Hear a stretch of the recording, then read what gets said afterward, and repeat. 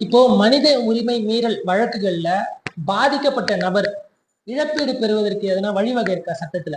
Sir first வந்து மனித உரிமை மீறல்னு ஃபர்ஸ்ட் அது கன்ஃபார்ம் ஆகணும் சார். ஒரு குற்றச்சாட்டு வைக்கிறோம், அந்த குற்றச்சாட்டு நிரூபணம் ஆனாதான் அது மனித உரிமை மீறலா இல்லையான்னு ஃபர்ஸ்ட் நிரூபணம் ஆகும்.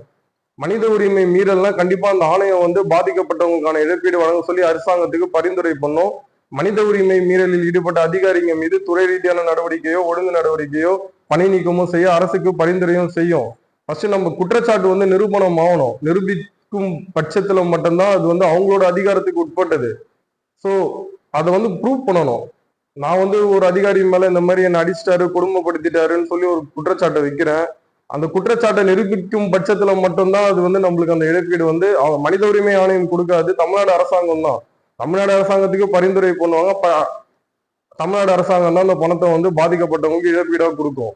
அப்படி கொடுக்கிற பணத்தையும் வந்து மக்கள் வரி பணம் இல்லாம சம்பந்தப்பட்ட அதிகாரியோட சம்பளத்துல பிடித்தம் செய்யவும் உத்தரவு போடுவாங்க. ஸோ குற்றச்சாட்டு நிரூபணம் ஆகணும். புகார் கொடுத்தவனையும் கொடுக்க மாட்டாங்க. அந்த புகாரை நிரூபிச்சால் மட்டும்தான் அந்த இழப்பீடு வந்து கிடைக்கும்.